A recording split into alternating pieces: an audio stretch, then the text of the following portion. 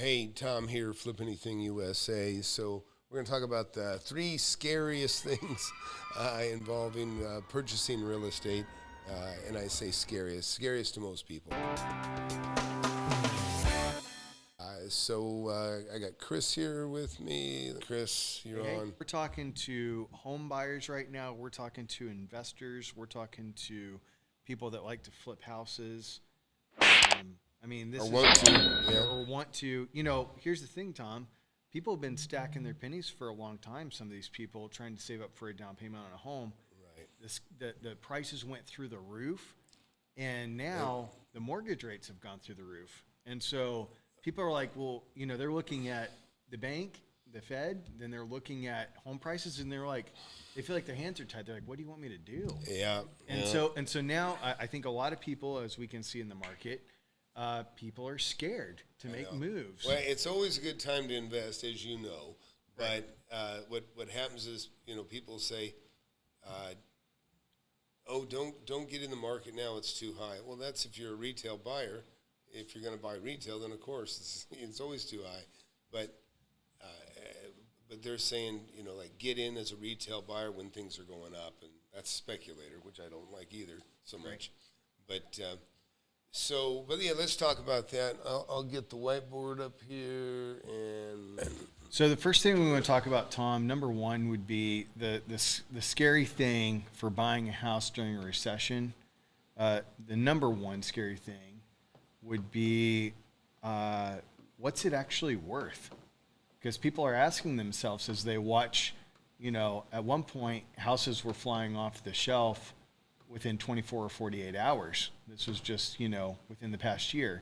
Now we see homes are sitting on the market for 30 to 60 days. And so the question is, what is it actually worth? And so I think people are scared about buying something for too much money. Am I paying too much, right? Wouldn't you agree? Yeah. Am I paying too much? Paying too much. We're talking about the fears, right? Right.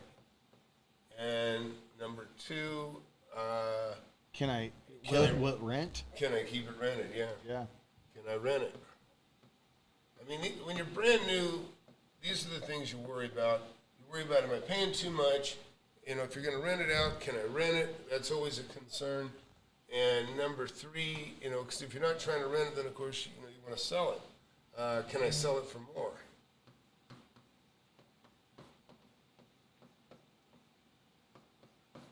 And if I can't sell it for more, am I willing to hang on to it for a long time? Yeah, well, that's the problem. You don't want to end up becoming a speculator, and that's what happens. A lot of people go in and they buy carelessly. They don't do their due diligence, and we'll talk about some of these things here. So, number 1, this is the thing that dooms people, and if you're smart, you are afraid of this. You don't want to pay too much. That's the worst thing you can do. Because you pay too much, then you're stuck. And, you know, you could be stuck, you know, for 10 years. So, number 1, paying too much. And, of course, look, in my book, got my book, Wake Up and Smell the Real Estate. Been a bestseller on Amazon, Audible, and Kindle. And we'll plug the book. The book. This will give you a really good, for $10, $20, this is the way to go. But paying too much,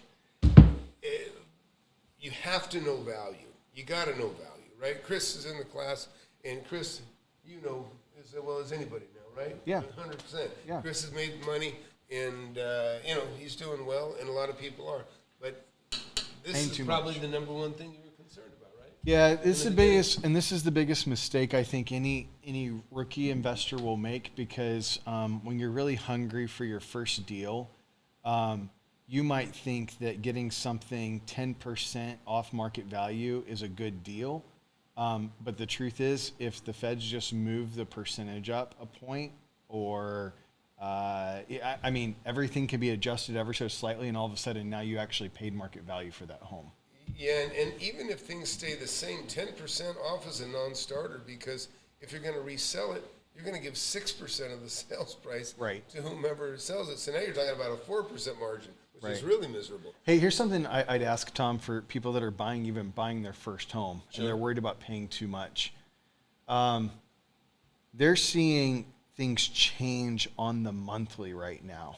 And so how can they be comfortable paying the right price for a home and not paying too much when things are changing so rapidly? Yeah, so look, okay. So there's two things you got to worry about. And listen, nobody knows but you what you're going to do with the property. If your intention is to flip, that's why I always say in the book and teach in the book, teach in the class, the mentorship, is you got to buy based on today's values. Like, right, we got probably another 0.75% hike coming in a week. Right. And, again, though, that's your hedge against interest rates going up, is you got to buy it under market. You buy it under market, and now you have some flexibility. If the market, like say I bought something today, and, well, interest rates are going up. I know it's going to be more expensive for somebody else to buy, and, people don't tend to care about what they're paying as much as they care about how much a month. And how much a month is going to change as soon as the interest rates go up this next time. So they're going to be higher next week than they are today. Okay, yeah. That we know. And so unless somebody locks it in today, But again, if you're going to flip, even if you're going to flip, you got to understand that if you buy something today, the guy that's going to buy it behind you, he's going to pay more interest, right? Mm-hmm. And so that gets in the way too. So you have to buy under market.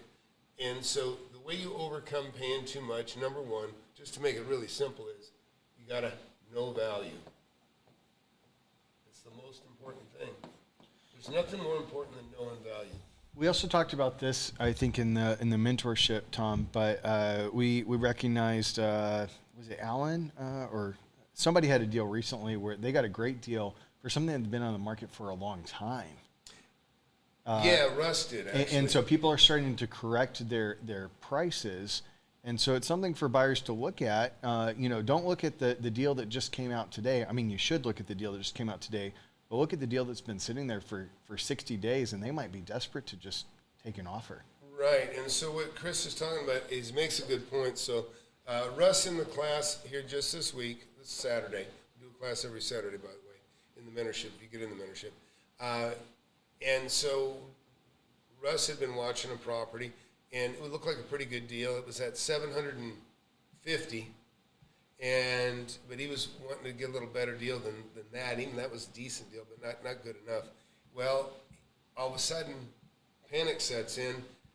All of a sudden, he sees the property gets relisted for $200,000 off. Now it's listed for $550. So it's a no-brainer. Wow, that's a great deal. He's already thinking that's pretty good, but he's smart.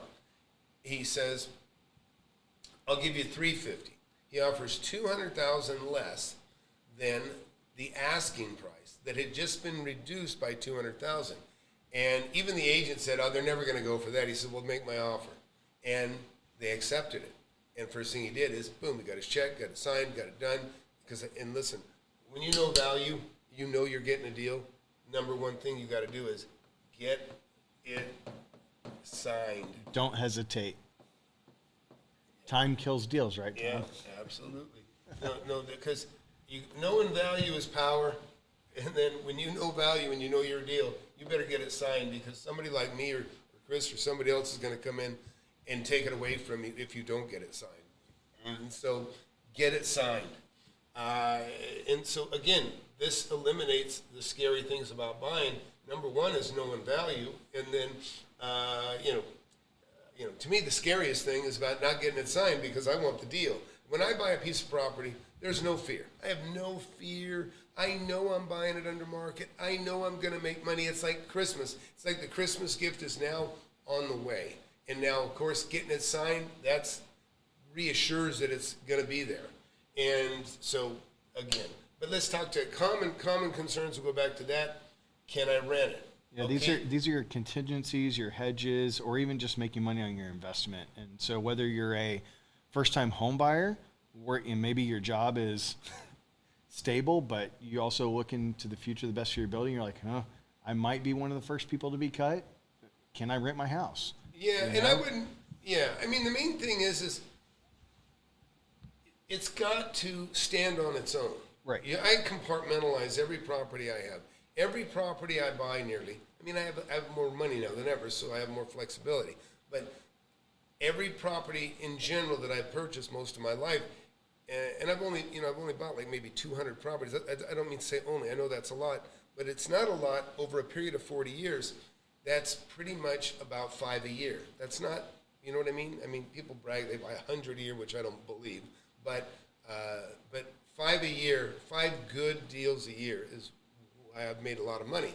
And the number one thing is your hedge against everything bad is buying it under market. If it's under market, if things start to trend down, you can leapfrog it, which is a chapter in the book. You can still sell it under market and make money because you're buying it right. You're buying it so low that even if the market starts to go down, you can jump ahead and sell it and get rid of it quickly. And that's a real important thing. It's power. It's power when you can sell it under market.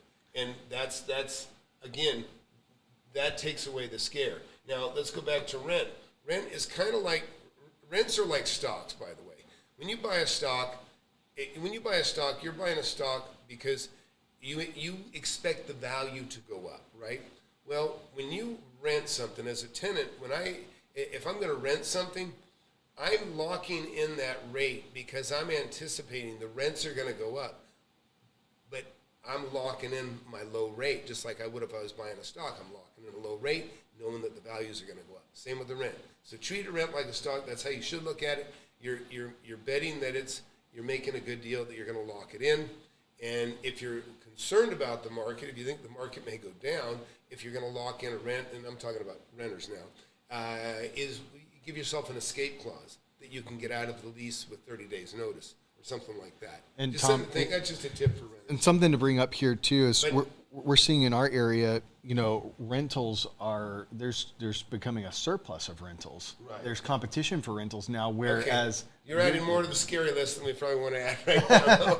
well, let's talk about this. Let's talk about the basic scares. There's three. Also, keep in mind, there's 3 different main ways you can rent out a home. You can do short-term rentals, Airbnb. I've got a lot of experience in that, and they do really well if you know what you're doing.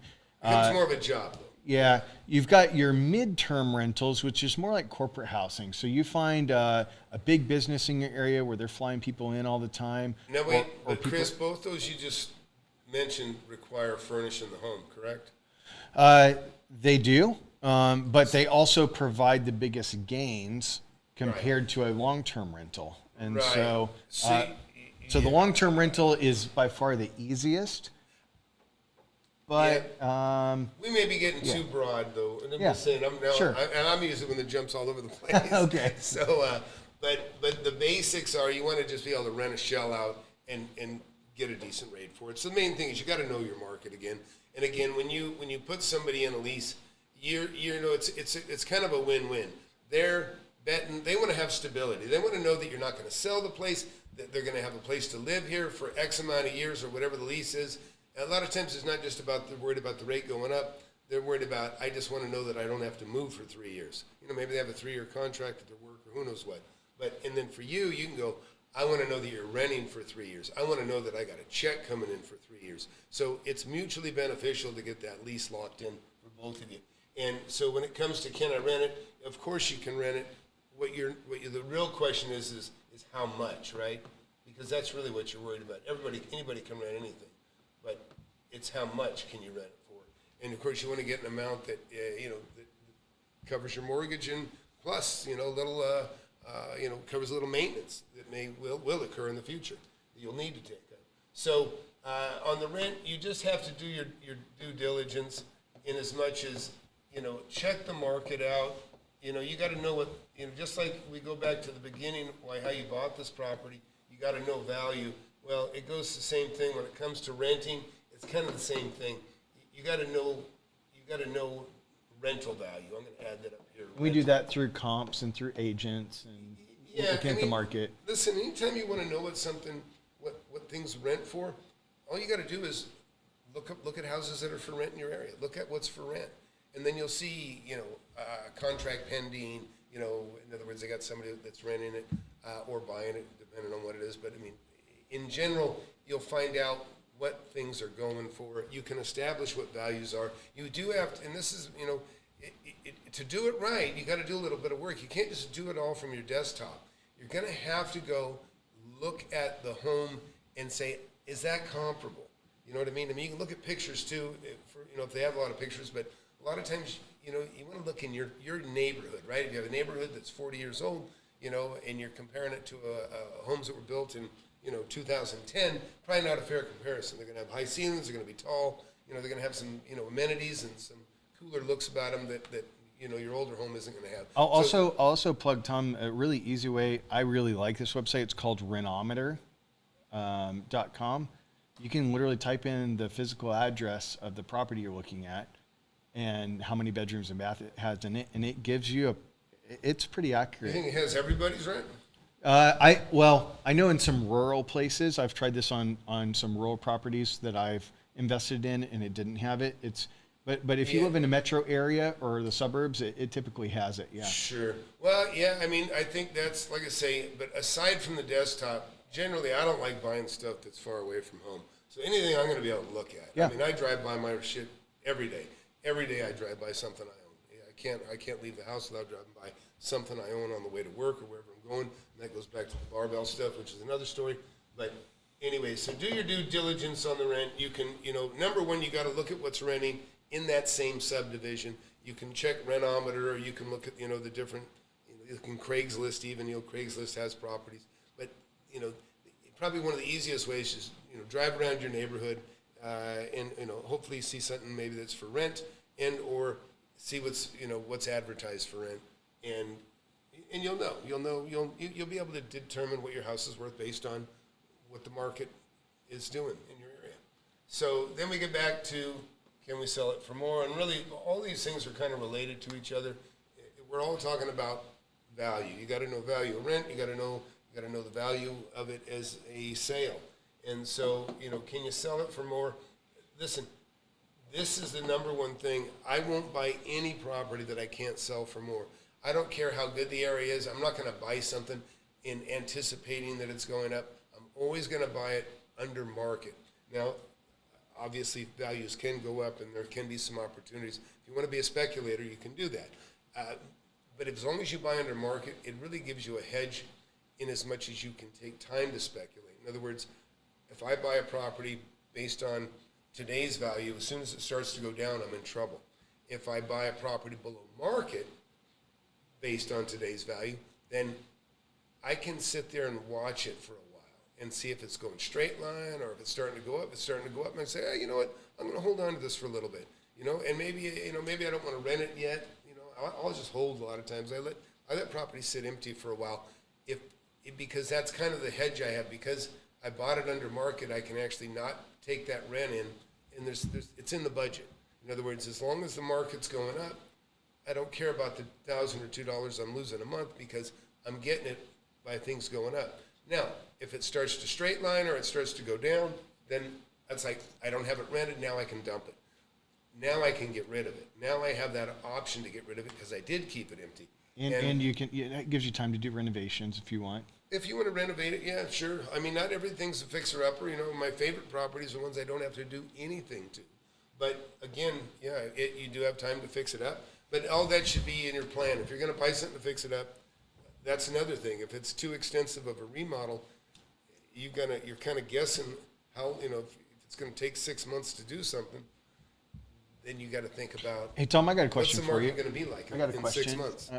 On this same topic. So, and maybe this is situational depending upon your portfolio. Because for me, I think I would do something maybe very different than you, because we're in different places. But let's say that you buy a house and you buy. When he says places, he means financial. But yeah. Let's say that you buy a house for $300,000, and you know immediately you could put that thing on the market and sell it for $400,000. Congratulations, you got yourself a deal. Sure. But now you see the market starting to fall. You start seeing listing prices. They keep coming down. They get down to like $350,000. Well, I'm going to sell it before then. And so I guess that's my question for you. If you had a chance to get renters in there, would you get renters in there and hold on to the property? Or when you start seeing it fall a certain amount, I guess like What's the gauge for you when you say, you know what, I'm going to go ahead and get rid of this one? Well, it's like a trap closing, right? When the values are going down, if I have $100,000 equity on something, and most houses that I buy, I have $100,000 equity day one, and so at that moment I can stop, like I say, and pause, and I can watch the market, and I can just sit empty and watch the market, and if I feel like it's going up, maybe I hang on to it, and I'll still keep it empty. If I feel like it's really starting to trend up, then I'll rent it, and I'll feel secure that in a year, it's, even if it goes up and it tails off, it's still going to be worth more than I paid for it.